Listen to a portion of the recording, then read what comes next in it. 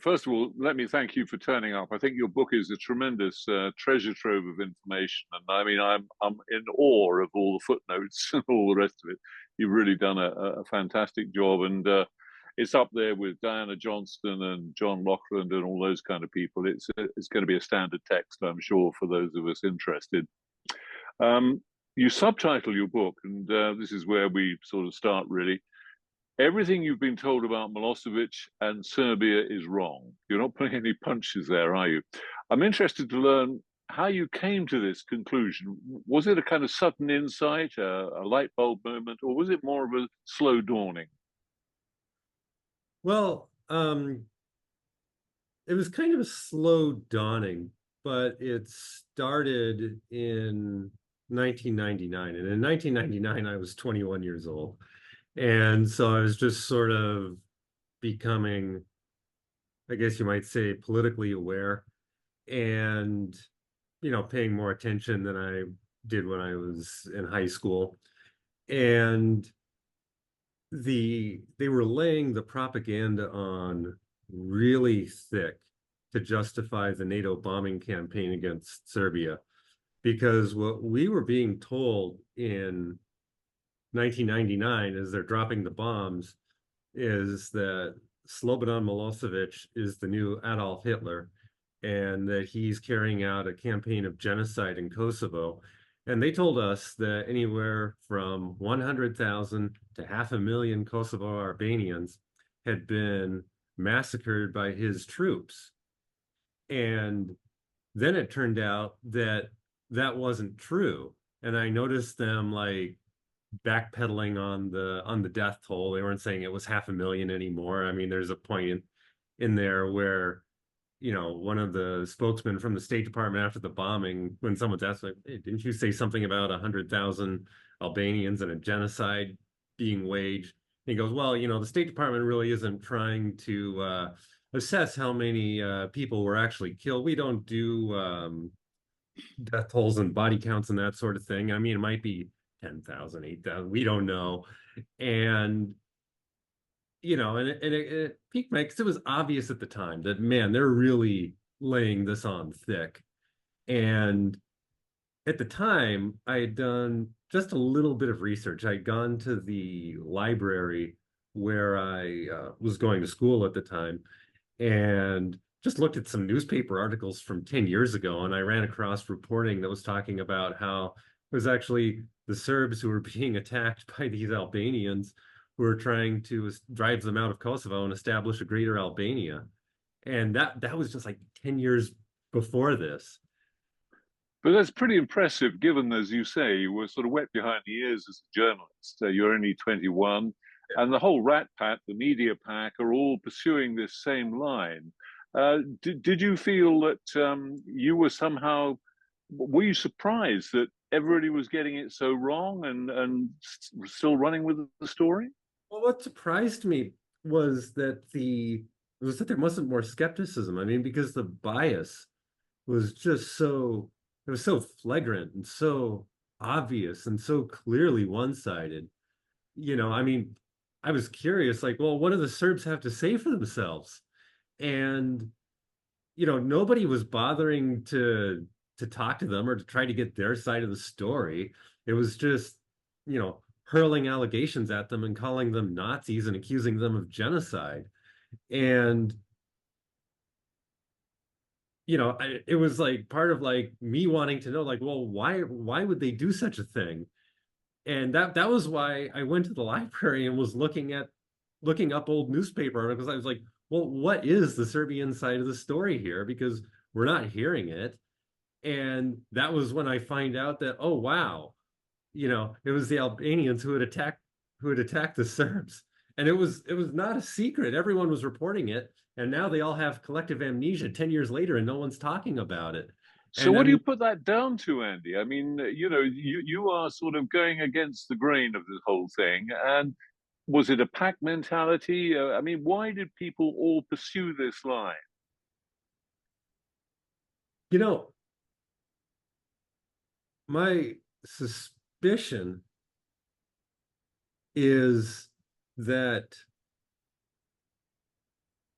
I mean, I want to be careful here. I mean, it's known that back in the 1960s, the CIA had a program known as Operation Mockingbird, where they had gotten several members, like a lot of members of the media, on their payroll working for them, and that they weren't doing news reporting, they were doing propaganda for the CIA. And this came out, there was an inquiry in the 1970s, the Church Committee, and they looked into all of this and found out that it was going on. They exposed it. People talked about it for a while. We don't talk about it anymore, but this actually happened. And my suspicion is that something similar is happening now and was happening then in the 1990s. That there's some overarching thing, at least with the major news media.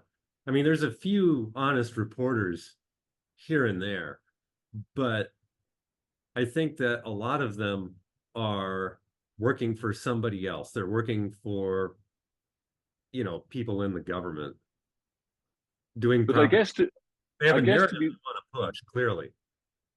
sorry, finish what you were saying, and I'll jump in.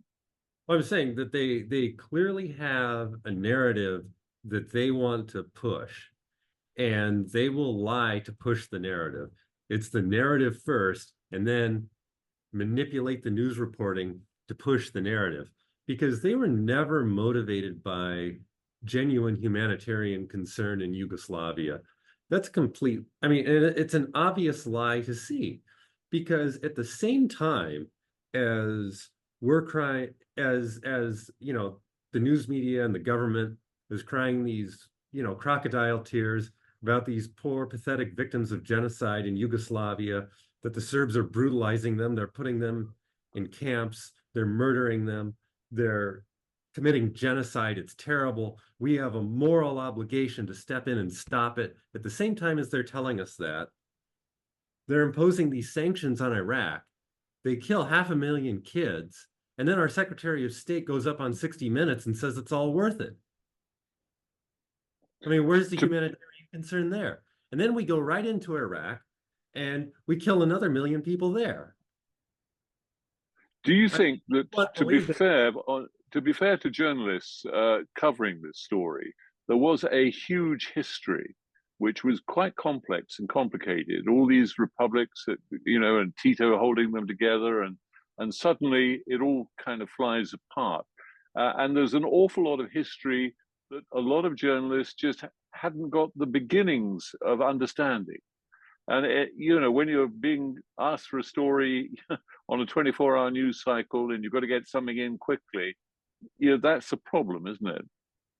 Well, I mean, it seems like a journalist. I mean, I guess it does seem like a problem, but it seems like if one was a journalist, like what can't be really easily explained away is, like, on the cover of the book, I have a picture of Milosevic, and where that picture was taken was at a speech he was giving in Gazimestan in 1989 at the commemoration of the 600th anniversary of the Battle of Kosovo. And that speech was not nationalistic in the least. Nothing in it. It was the opposite of nationalistic. In the speech, he said that Serbia had never had only Serbs living in it, and that was its advantage, and that it was a multi-ethnic republic, and that anyone who was willing to work and contribute to society was in their own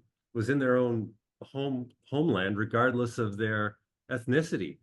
And the news media, all of these reporters and journalists, and the speech is on videotape, there's transcripts of it, and it's been translated into different languages. There's no excuse for not knowing what's in that speech.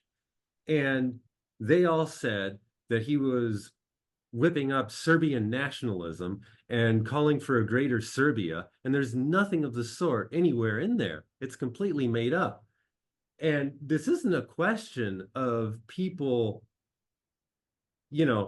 accidentally getting some details wrong, because, that'll happen. But I mean, how do they all get the story exactly wrong and in exactly the same way, all saying the same thing that's not in there. It's not because they all independently misinterpreted it that way. One line was taken, wasn't it, from that speech, which is him telling Serbs apparently the Albanian police had no right to beat them. And that was seized on by everybody, saying, oh, here he is, and that's the nationalist fervor coming out. Well, that was from a couple of years before, because in that was in 1987. Uh, he had gone down there to hear, you know, because like I said, in the 1980s, Serbs were being persecuted in Kosovo. And so he was sent down there by the League of Communists to listen to these concerns. And a lot of people showed up to voice concerns, and some of those people were beaten by the police. And because the police were beating people, there was, clashes going on between the protesters and the police. And he comes out to try to calm the situation down. And somebody comes up to him and says that the police are beating us. And he says to that person, you're not going to be beaten. And he was trying to calm the guy down, and he wasn't talking to the camera. It was like an accident that the camera picked it up, because this is actually featured in the indictment against him. Like it's something sinister that, he takes the position that the police should not be beating people. Of course, the police shouldn't be beating people.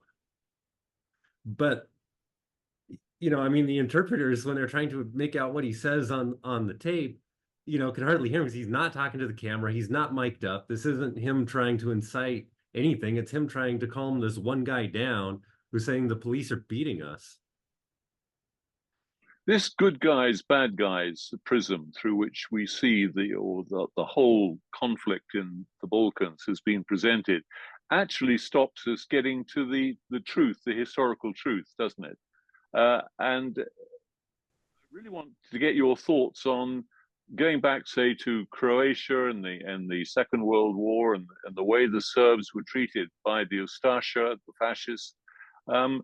It gave the Serbs a pretty good reason to be very worried about the way things were going. Well, yeah, obviously it did. I mean, you have Franjo Tudjman wants to bring Ante Pavelić's bones back to Croatia and rebury them there.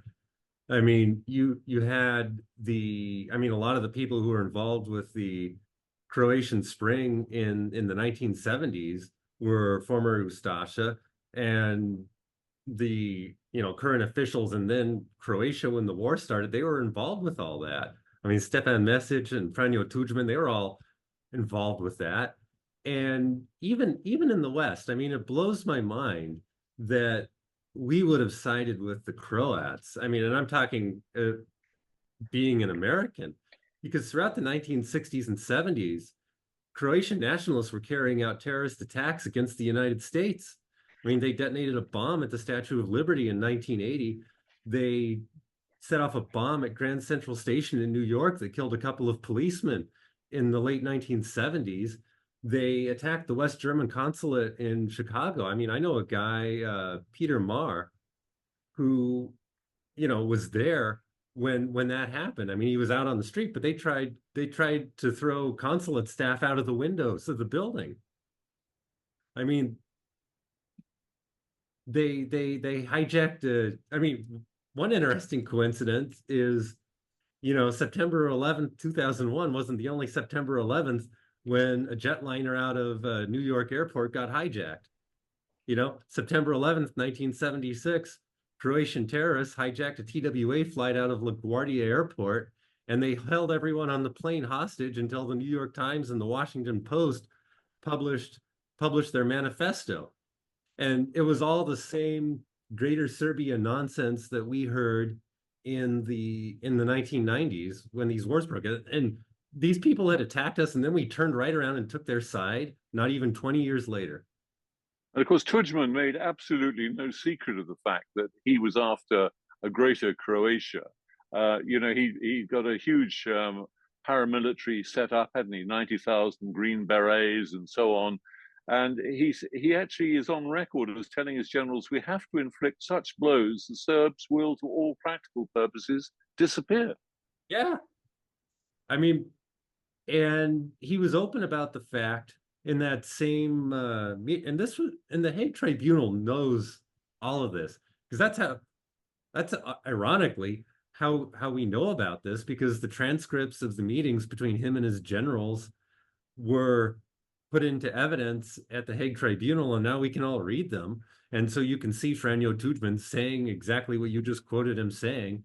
And you can also see him telling his generals that, you know, when Croatia would guarantee the civil rights of Serbs, that they were only pretending and that they were disingenuous. He said that openly. He also admitted to causing the war, didn't he? Which, as you say in your book, gets Milosevic off the hook. Yeah, and that wasn't a secret either. He stood right on the middle of Banja Luka Square in Zagreb and said so. He said if Croatia hadn't wanted the war, there wouldn't be a war. I think let's moving on now to the declarations of independence. These were actually illegal, weren't they, under the Yugoslav constitution?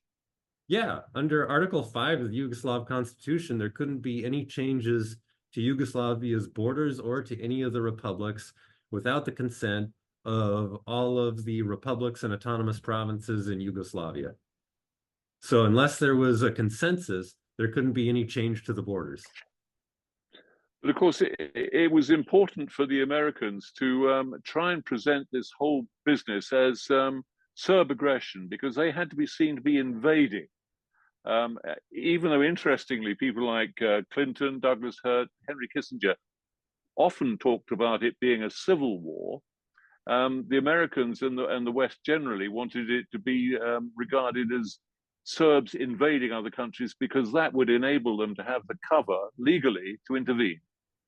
Yeah, and that was a big part of the reason why they concocted this whole story about Slobodan Milosevic trying to concoct a greater Serbia. Because, I mean, if the truth comes out that the Serbs just want to continue living in the country they've been living in and not be, you know, made a minority in a country that's going to be dominated by the people who put them in concentration camps during the Second World War, you know, if you told that truth, it wouldn't fly as well. Why do you think Germany, particularly, bounced the whole of the European Union into recognizing the state, Slovenia and Croatia, so quickly? As to what Germany's motivations are, I really can't say. I mean, you know, you can see certainly what they did and the, you know, the horrible consequences that had. You know, recognizing the secession of Croatia and Slovenia and later Bosnia, which was completely illegal. And I was going to say, looking at the historical context now, I mean, Tito dies in 1980. Yugoslavia is an economic basket case. Its debts, I think, are something like 3 times its GDP.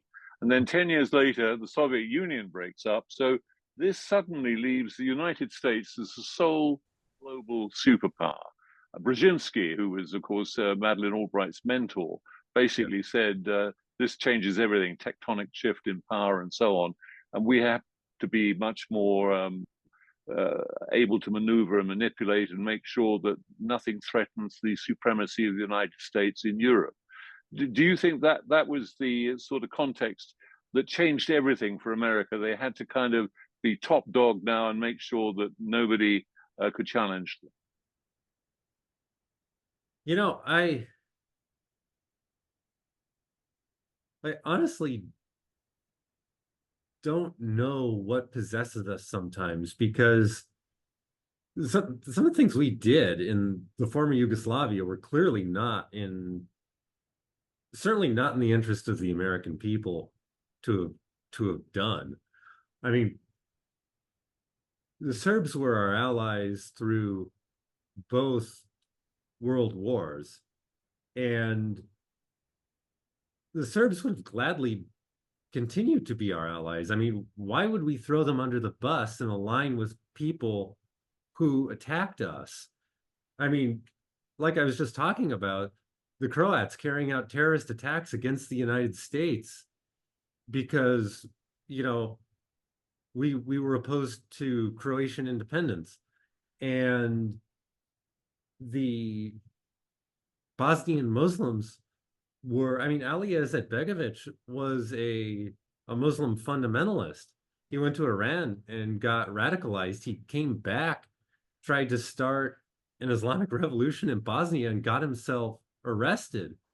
And Iran is not friendly towards the United States. And so that's who we're, and even during the war, I mean, the Bosnian Muslims got 2/3 of their military hardware from Iran.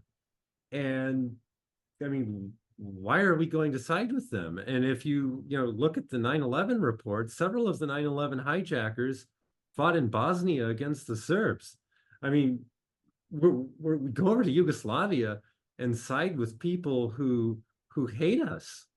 Well, this is one of the big questions, isn't it? Why? I mean, Izetbegovic had meetings with Osama bin Laden, for goodness sake. Yes. I mean, what was going on? Why did the Americans feel that they wanted to get in on this lift and strike, lift the arms embargoes and so on, and use NATO to strike?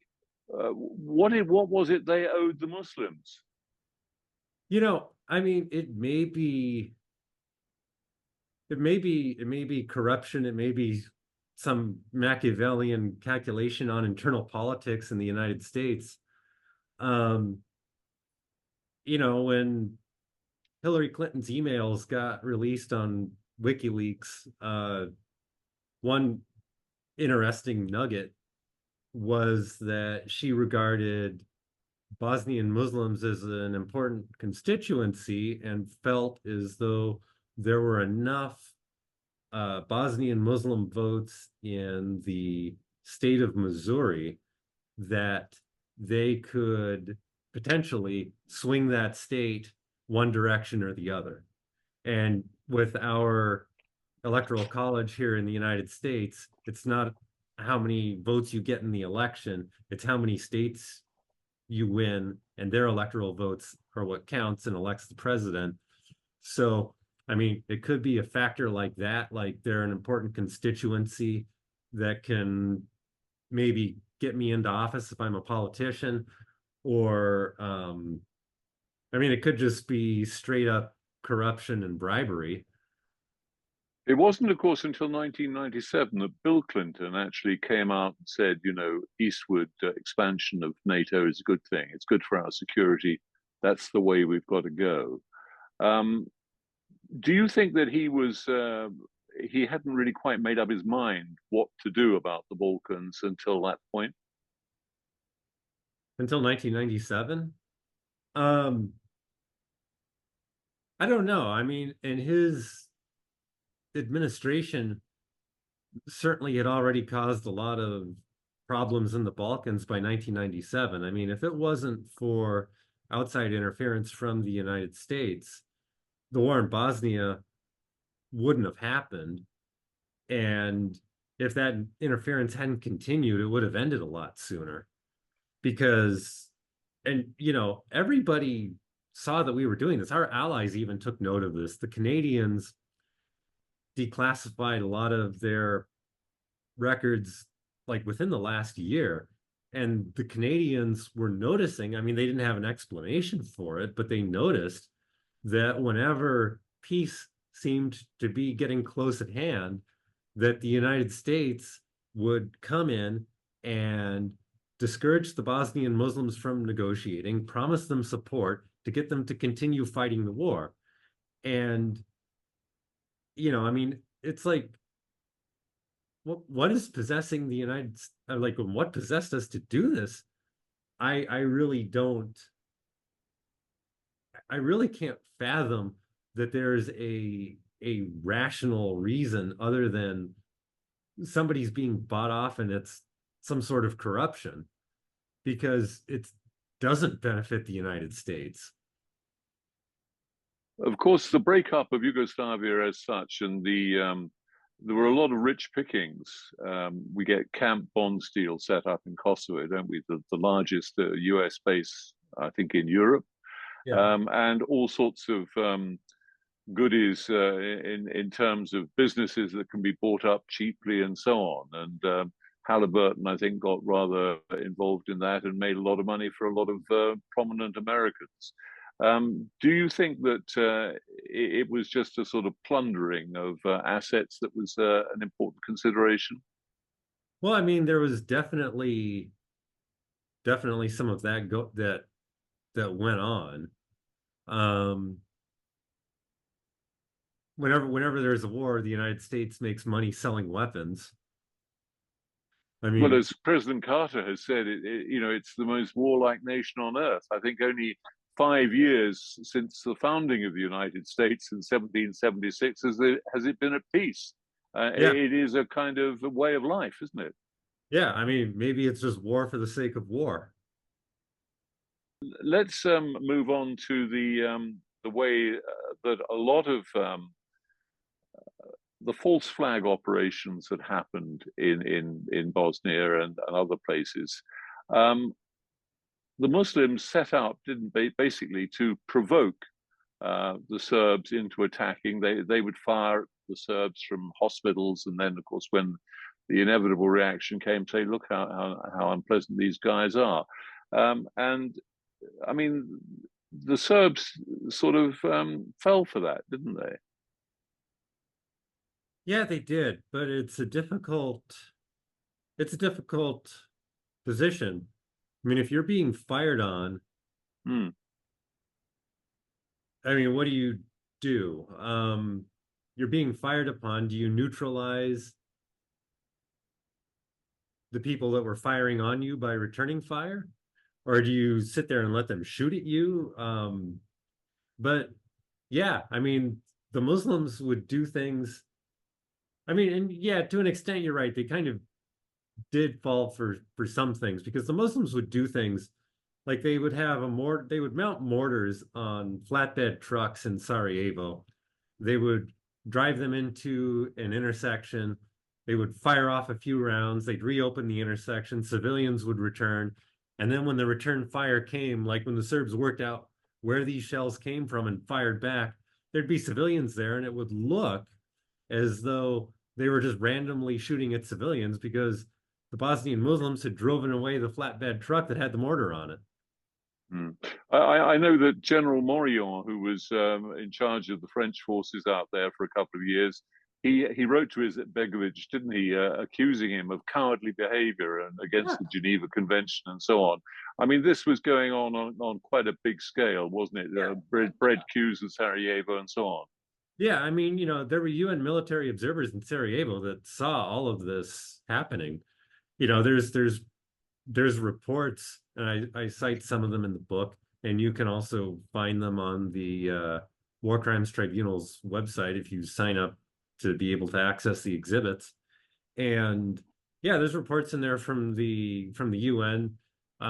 Yeah, protest notes from General Morillon, like you said. I mean, I can think of one where the Muslims had set up a mortar crew at the Kosovo hospital in Sarajevo. And this is like the biggest hospital in all of Bosnia. And they're shooting at the Serbs from there, and it's full of civilians. And they're using it as a firing position in the hopes that the Serbs are going to shoot back at the hospital. Yeah. When they do, the press is there to say, look at this terrible thing the Serbs have done to the hospital. Let's move on to Srebrenica. Yeah. Now, this was absolutely has become a byword, hasn't it, for horror? And I just want your take on what the situation was. You basically you had thousands of men on the march who apparently had been given a free passage, largely by the Serbs, to get to safety in Tuzla. And all of the men on that march were they not, legitimate military targets? Yeah, they were. The column of men that broke out of Srebrenica and made for Tuzla, they were absolutely a legitimate military target. They Because were, the draft had come in, that everybody between 16 and 60 able-bodied had been drafted at that point. they had been, yeah. The So the massacres took place, but what is your understanding with hindsight now of what truly happened? so what happened was that the Serbs didn't know where that column of men was going. They didn't know if it was going to go to Tuzla, or they didn't know if it was going to attack Zvornik. So the Serbs had captured the men from Srebrenica. They went to Potocari and they captured the men there because they weren't going to let any of the able-bodied men escape, because for 2 years before that, the 28th Infantry Division in Srebrenica had been carrying out attacks on the Serbian villages that were around Srebrenica. And, Nasser Oric, who was the commander of the 28th Infantry Division for the Bosnian Army, he bragged to anyone who would listen before the Serbs attacked Srebrenica. He bragged to anyone who would listen about all of the Serbs he was killing. And mind you, this was supposed to be a UN safe area. It was supposed to be a civilian safe area. And Demilitarized. it was supposed to be demilitarized, but the Muslims put their army in there and they prevented the UN from evacuating the civilians from Srebrenica. So there were a lot of civilians who were trapped there. And they put their army in there, which wasn't supposed to be there. They carried out attacks on the Serbs in the surrounding areas. They killed thousands of them. And on top of that, the Muslim commander there, Oric, was bragging to journalists, to anyone who would listen, about all of the Serbs he was killing. He had videotapes that he would show to journalists of all the Serbs that he killed. And John Pomfret of the Washington Post and Bill Schiller of the Toronto Star, they saw those videotapes. They reported on them at the time. And Oric is boasting about all the Serbs he's killing. He also boasted to General Morion, who testified to that in the Milosevic trial, that, Oric told him that his men killed Serbs every night. And so eventually the Serbs had enough of that. They went into Srebrenica. They captured the men who remained there. And the column of men who broke out of Srebrenica, they were a legitimate military target. And the Serbs attacked that column, but they didn't know where it was going. They didn't know if it was going to go to Tuzla or if it was going to attack Zvornik. They were afraid that it might attack Zvornik. But by the time they had developed this fear, because they see the column moving north, they had taken the men that they had already captured, either from the column or from Potocari. They had taken them up to Zvornik, which was actually fairly remote from Srebrenica, but they see the column is still headed towards Zvornik. And the Serbs didn't have the manpower to guard the prisoners and fight the column at the same time. And if the column had attacked Zvornik and liberated those prisoners, and the Serbs do not have the manpower to defend Zvornik, it would have been a terrible disaster for the Serbs. And so the Serbs made a fateful decision. It's not a good position to be in that they were in. But the decision that they made was to execute the prisoners because they couldn't guard them and defend Zvornik. No, and as you say, in a military situation like that, it is understandable. What I want to get to now is this. Make it right, but it's understandable, yeah. Yeah. 7,000 to 8,000, this figure, which has endured, is still in all the history books. You look it up, and it's the worst massacre, since the Second World War, and so on. The origin of this figure, as I understand it, was from relatives reporting to the International Red Cross that where their loved ones were last seen. Has there been?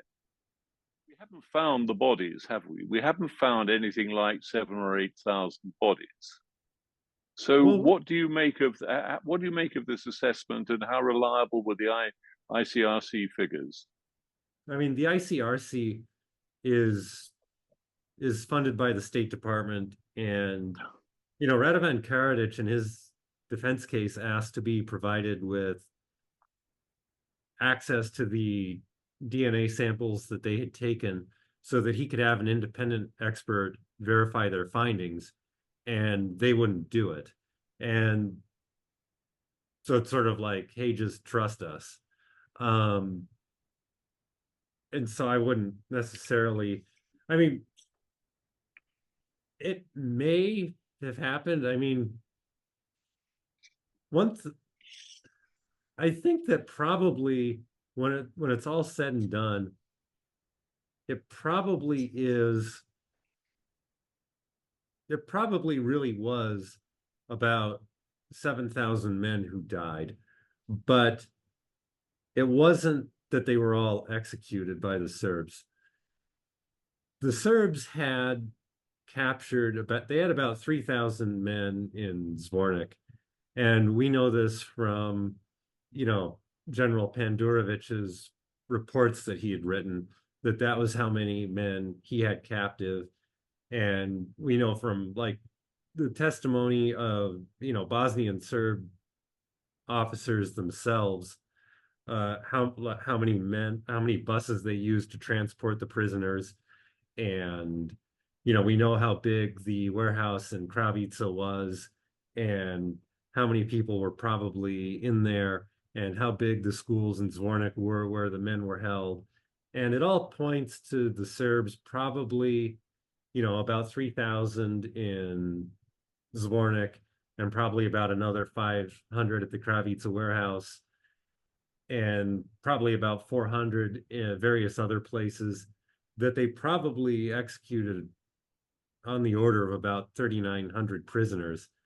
And it's also, I think, highly likely, given the nature of the combat and where bodies have been found in graves, the locations and where we know combat took place, that in the fighting there was probably another 3,000 or so, 4,000 or so men who were killed in combat. So between the men who were killed in combat and the men who were executed, it probably is in that 8,000 neighborhood of Bosnian Muslims who were killed, soldiers and military-aged men. But the crucial thing, Andy, is that this was military exchange. This was not genocide. This was Right? not a systematic extermination. It was not indiscriminate. No, Because, oh, right. no. And even if you take the ICMP at its word, about the DNA, let's say they're right, okay? So from that, you can identify these men by name, right? These are how many men have been DNA identified. And if you look at who this is almost exclusively soldiers and military-aged men, which, is what you would expect to find. I mean, that's who had been drafted. Because, and the ICTY prosecutor even went through the endeavor of matching one of their experts went through the endeavor of matching these DNA identifications with the Army of Bosnia-Herzegovina's service records, and found that 5,000 of these DNA identified men were members of the army, and most of the rest of them were at least military-aged men. So, as you say, the point being that this was not a genocide. No, it wasn't because genocide is an intent-specific crime. The intent of a genocide is to wipe out the ethnic group itself. The Genocide Convention doesn't pertain to all human groups. I mean, there was a definite group that the Serbs were trying to wipe out. And that group was the 28th Infantry Division of the Army of Bosnia and Herzegovina. It was these men who were under the command of Nasser Oric, who were spent the 2 years before that killing Serbs. And of course, Mladic had made special arrangements for women and children and very old people to be bused to safety in Tuzla, hadn't he? So Yeah, and they that were. doesn't indicate genocidal intent. No, it doesn't. What I want to move on to now, Andy, is what I see as the relentless suppression of evidence by ICTY and all the rest of it. But I mean, when statements were taken from the survivors of the Srebrenica, the march from Srebrenica, we know that 1,200 statements were taken, but only 58 have been made public. I wonder what your thoughts on that are. There's some strange things that went on. I mean, number one, like I said earlier, the government in Sarajevo refused to let Srebrenica be evacuated. They forced civilians to stay there, and it was a terrible place. I mean, the plight of the people who lived there was horrible. I mean, there were shortages of everything, and it was hell for the people who were stuck in there. And I think we all have to feel sorry for them and have sympathy for them. But they were set up by their own government, who should have been looking out for their welfare and wasn't doing so. I mean, what really are the Serbs supposed to do when there's an infantry division in there that's attacking them and being equipped somehow, and the weapons that it's getting are being smuggled in with the humanitarian aid, and so the Serbs are in a position where they have to block the humanitarian aid from going in to inspect it for weapons, and meanwhile there's these shortages, and then what does get in winds up under the command of Nasser Oric and his men, who are like hoarding the stuff and enriching themselves by selling it to these poor people who are trapped in the enclave. I mean, the police chief of Srebrenica, this Hakia Mehovic, I'm butchering his name, butchering all of these people's names. I'm sorry, it's not my first language, but he said that he was told by Ali Izetbegovic, and there's other people from Srebrenica who were told that Ali Izetbegovic told them that Bill Clinton had told him that if the Serbs came into Srebrenica and carried out a massacre of at least 5,000 people, that NATO would intervene in the war on their behalf. And the reason for suppressing statements might be people who could provide corroboration for details like this, or people who could talk about, what their own government had been doing to them. I mean, even Sefer Halilovic admitted that when the Serbs attacked Srebrenica in 1995, that the Second Corps of the army could have attacked the line, opened up a corridor so that the column could have gotten through easier. That, they were getting radio communications from the column. They knew what was going on. They could have helped them. And a decision was made in Sarajevo not to help them. Yeah, there was an element of self-sacrifice in the Muslim camp, wasn't there? That, as you say, if they got to 5,000 plus, the likelihood of outside intervention was very high. And so that was allowed to happen, in effect. Nasser Oric himself was withdrawn, wasn't he? He was pulled out sometime before the actual march happened. He was taken out. His men had to leave without him. And he wasn't the one leading the march. He was safe and sound. It was the people under him. I mean, I feel sorry for these people. I mean, the Bosnian Muslims were betrayed by their own government, by the people who claimed that they were their allies. I mean, nobody betrayed the Bosnian Muslims worse than the United States did. You know, they could have had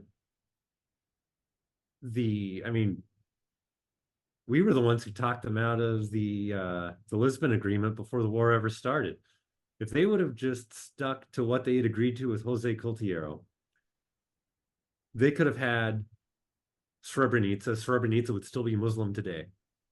You know, they could have had all of that stuff in eastern Bosnia, in the Drina Valley, where they had enclaves. They would still be there. You know, they would have had their own cantons. They would have controlled more territory than if they'd fought the war. But the United States, Warren Zimmerman in particular, our ambassador, told Izetbegovic to renege on the Lisbon Agreement, and he did.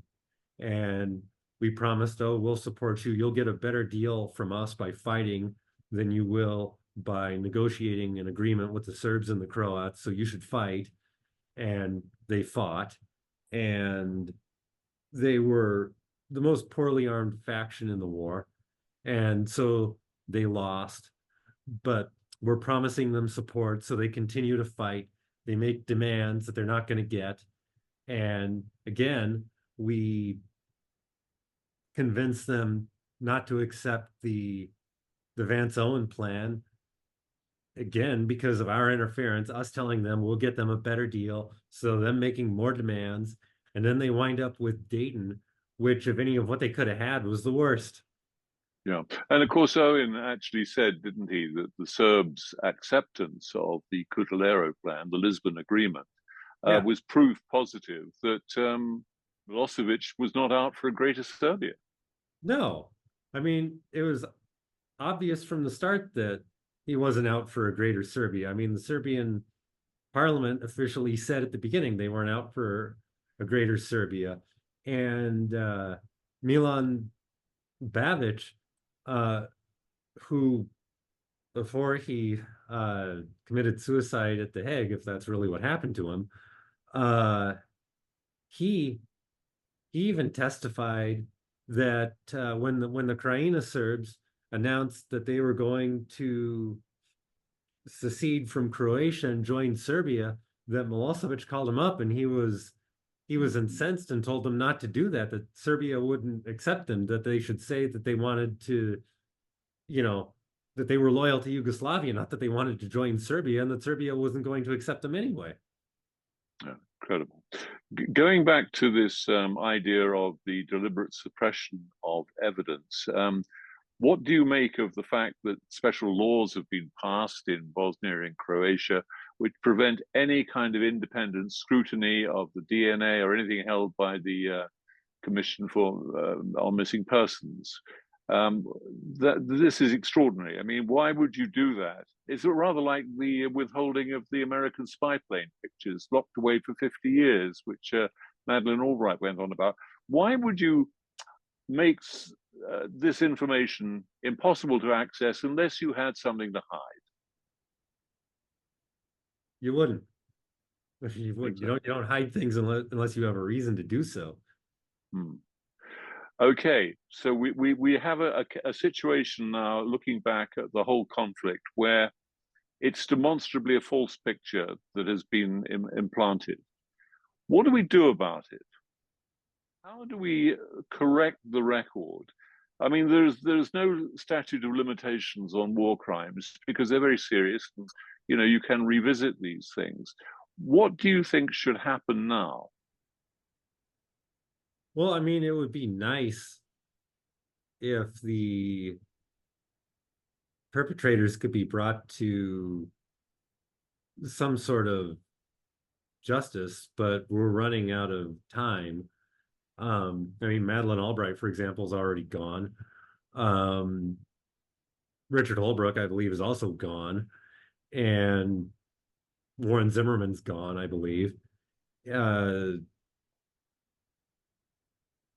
mean, there's some sort of a Truth and Reconciliation Commission, because I mean, at the end of the day, the Serbs, the Croats, the Muslims, the Albanians, they all have to live together in the Balkans. And we in the West, by taking such a biased approach, are not helping the situation. It would be in everyone in the Balkans' best interest to get along with each other and not to, not to continue this fighting. But, when you, as the West, come in and say that Srebrenica was a genocide and that those victims belong up on like some kind of a pedestal, like they somehow matter more, like that the lives of those Bosnian Muslims who were massacred by the Serbs, and hey, I mean, yeah, capturing a POW and executing him is a war crime. But to say that, their lives matter more and we need to commemorate them every year, but all of the Serbs in Bratunac who were massacred on Orthodox Christmas in 1993 by these Muslims from Srebrenica, that, we shouldn't talk about them. I mean, that's only going to engender hard feelings, because the Serbs are going to be resistant to acknowledging anything that they did if nobody's going to acknowledge the suffering of their victims. And, the Muslims whose family members died in the massacre, they're going to resent that the Serbs aren't acknowledging what happened. And everyone's just going to hate each other. And everyone needs to acknowledge their sins. And when the West comes in and is like, Bosnian Muslims are blameless, poor innocent lambs, didn't do anything wrong, when in fact they were the ones who instigated the conflict, and their hands aren't clean either. They committed massacres themselves. Um, if everyone would just acknowledge what they did, but nobody's going to acknowledge what they did without the other side acknowledging it too. And without everyone just being honest about everything, the Balkans isn't going to move past this. Let's look at the incredible creation of the ICTY, the International Tribunal. That's a prime example of not helping. No, exactly. This was a CIA idea from 1993, a policy option. And the selective justice was such that this has really made things an awful lot worse and an awful lot more difficult going forward. Because every time anybody talked about something that happened to the Serbs, it was quashed. You'd get judges saying, no, that's not relevant, and we don't want to hear about it.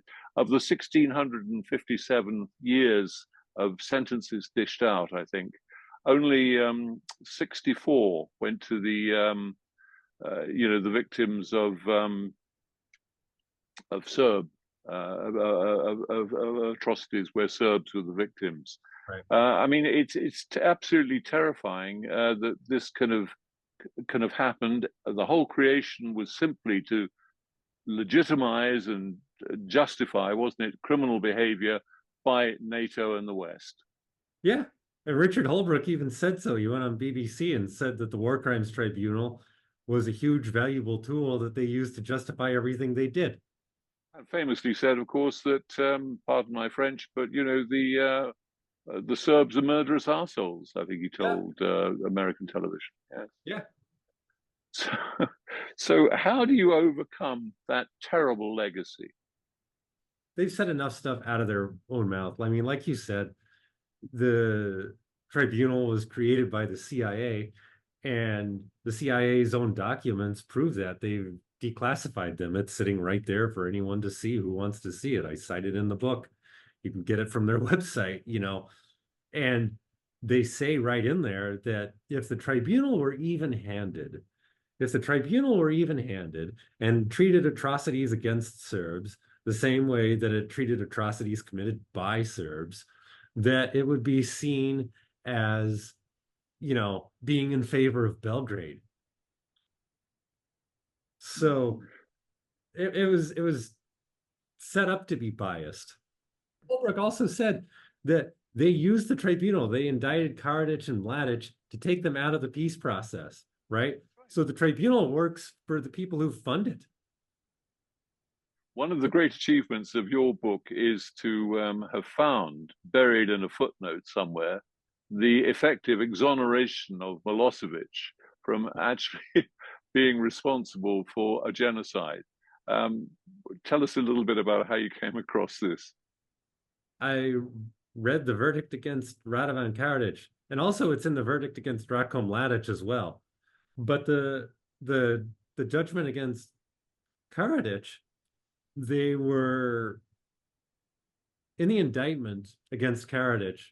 It accuses him of being part of a joint criminal enterprise, which is just a fancy word for a conspiracy. And so he's part of a conspiracy to ethnically cleanse certain parts of Bosnia and to put them into a greater Serbia, which if you read the indictment against Milosevic, the indictment against Karadzic says that he was in this joint criminal enterprise or conspiracy with Slobodan Milosevic and with others.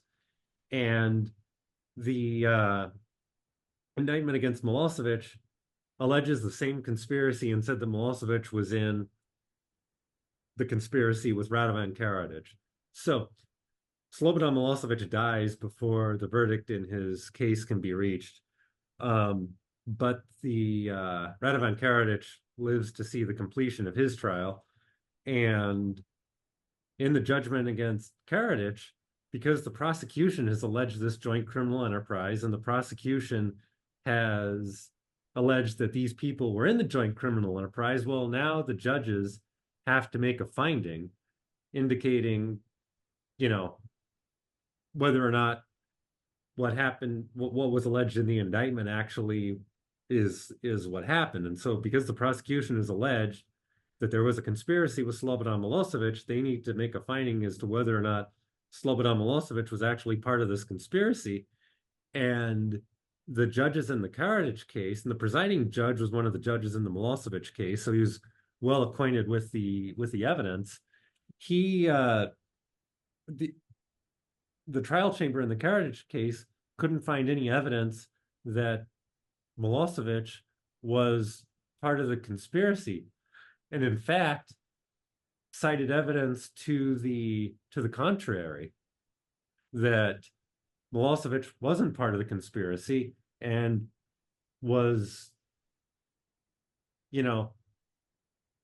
oftentimes at cross purposes with the Bosnian Serbs, accusing them of wanting too much territory and, pressuring them to sign up for peace agreements that would have seen them surrender territory that they'd already won in the war that they didn't want to surrender.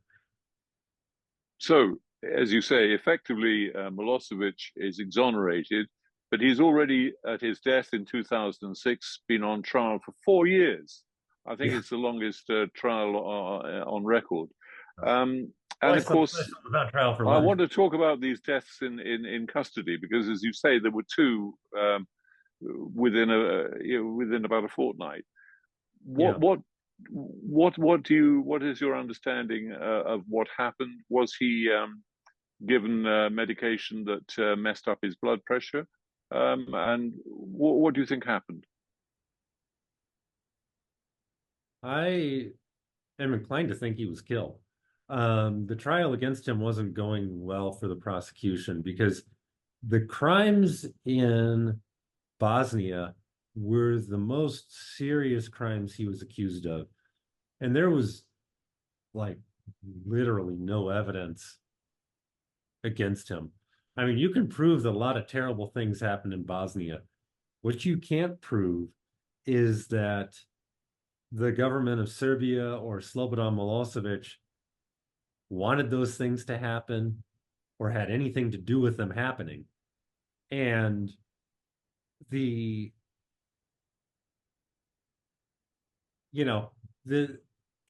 the prosecution, their own people had even admitted that they didn't have any evidence of him issuing orders or anyone from the government of Serbia, issuing orders to the Bosnian Serb army and or to the Serbs fighting in Croatia. That I mean, they had their own military command structure, and they weren't controlled by Belgrade or by Milosevic. And so if he, and I think they also knew that the judgment against him would be widely read and scrutinized. And if they didn't have, good evidence that they could point to, that it would be like an acquittal would be a disaster for them. And so it's better to kill him than to let there be a finding, because there was no way to credibly convict him based on the evidence that had been adduced during that trial. The trial And backfired entirely, didn't it? Because Milosevic became more popular than yeah, ever. yeah, because the State Department paid for B92, which is a television station in Serbia, to broadcast the trial like live, wall to wall, so that everyone could see it. And their idea was like, everyone's going to see what a bad guy Milosevic is if we put his trial on TV for them to see. And so they put the trial on TV for everyone to see. And it turned out the prosecution didn't have a case. And it was obvious that the prosecution didn't have a case. And everyone who was watching it on TV saw that they didn't have a case. And so it made Milosevic far more popular in Serbia than he was before it started. It completely blew up in their face.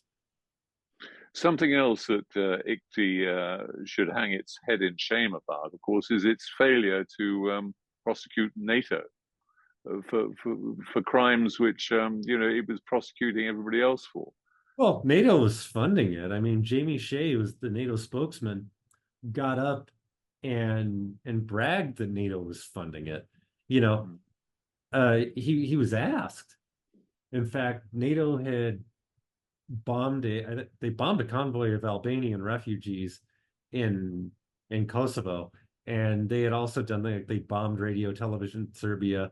They bombed a commuter train in Serbia. And there were a lot of these kind of incidents that were happening. And a reporter asked, well, aren't you concerned because there's this war crimes tribunal and they could indict you?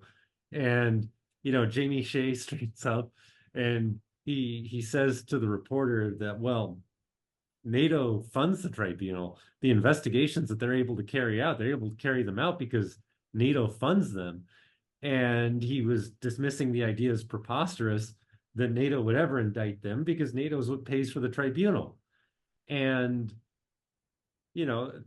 even then, he's not the only one who said that. I mean, Lester Munson, who's on the House Foreign Affairs Committee, he said that you were more likely to see the UN building dismantled brick by brick and thrown into the Atlantic Ocean than to ever see the ICTY indict anyone from NATO. Do you think that the West ever had a genuine humanitarian intention in intervening? No, I don't. I don't think that they had any humanitarian concern, whatever.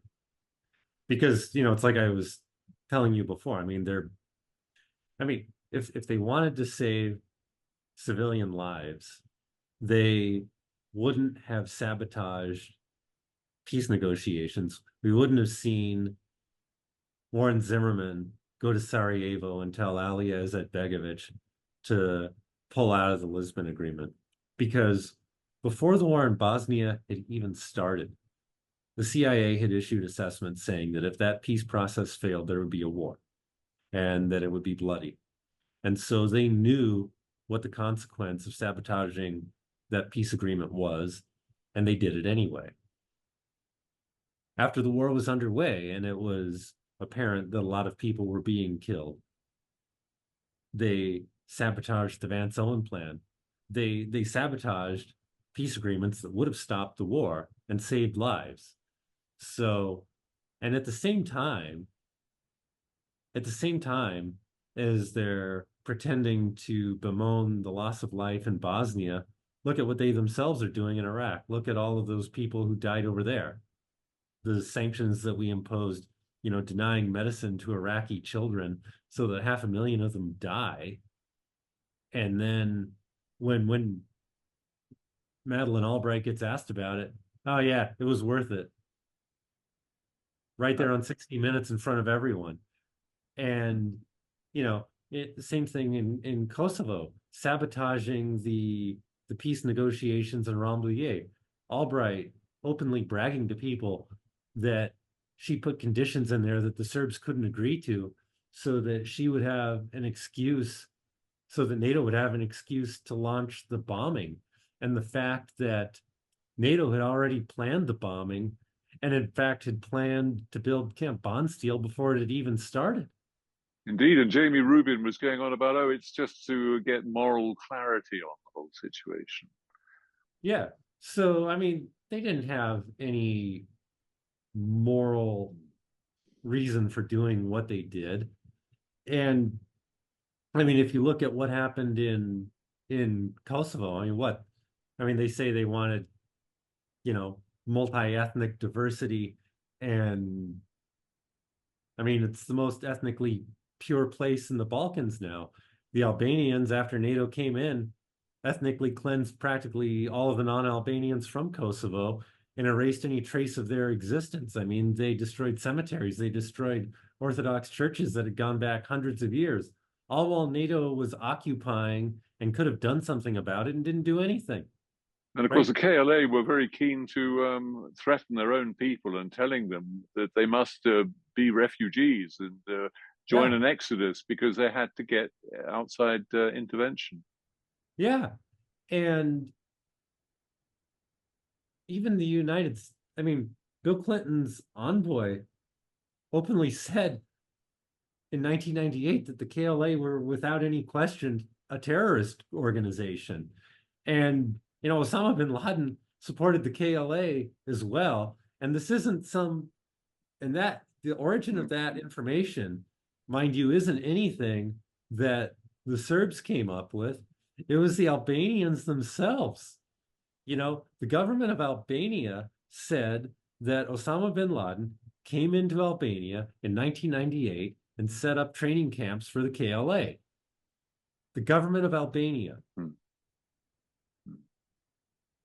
So again, this is the United States. Here we are supporting people who hate us. Just a final point, if I may, Andy, and that is, what do you make of the claim that the ICTY ended impunity?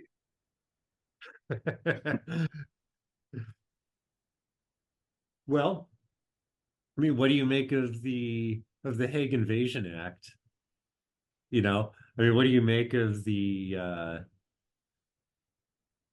of the Senate recently sending out that letter threatening that if Netanyahu gets indicted, who's an ally of the United States, that we're going to invade The Hague to free him? Why? And so here you have at the ICTY, you have, you take something like the Brioni transcript, Tudjman talking to his generals, and you have they're openly discussing their intention to carry out an ethnic cleansing campaign. Out of direct evidence, out of their own mouth. This is their transcript of their meeting that they took, that they've authenticated. They really said this. And they're talking about how they're going to create a fake pretext to launch Operation Storm, how they're going to stage a fake terrorist attack, and then they're going to use that as a justification to carry out their ethnic cleansing campaign. You have Tudjman talking about how he's negotiating in Geneva, negotiating the Z4 plan in bad faith, that he's only going there to pretend to talk so that no one could say that we didn't want to negotiate before we carry out our ethnic cleansing campaign. And then they all get acquitted. by the ICTY, and we're going to talk about ending impunity when you have obvious smoking gun evidence. And, I mean, we could talk a little bit about what happened to Slobodan Milosevic. Like, they don't have any good explanation for how he died in their custody. They found rifampicin in his blood, and it would have negated the effectiveness of the high blood pressure medication that he was taking. And they don't have any explanation for how that got there. I mean, he's in their prison. Everything that goes in and out of their prison is screened by them, right? His lawyer couldn't go in there without being subjected to a search. And so nobody has any opportunity to sneak it into him. And what they also can't explain is how come when they found it, they didn't tell him? Because in Judge Parker's inquiry into his death, the only thing he can say is he says, well, we found out about it, but we didn't tell him because Dutch medical confidentiality laws prevented us from doing so, which isn't true. I mean, that sounds stupid on its face that a doctor can't tell a patient the result of their own blood test. But I even went and I checked it with a Dutch lawyer. I was like, is there any Dutch law that would stop a doctor from telling a patient the result of his own blood test? No, there's not. There's no Dutch law that does that. So they're lying about why they didn't tell him. And then as soon as he found out, I bet they wouldn't have said anything except that he found out. And within 72 hours of him finding out, he has a heart attack and he dies. What an amazing coincidence. And the only reason we know is because he managed to send a letter through his lawyer to the Russian embassy. And the Russians released the letter. And his lawyer released the letter as well. But if he hadn't been able to get that letter to his lawyer, nobody would have ever known. And but one way or another, ICTY got their death sentence. Yeah, they got their death sentence, but they got caught.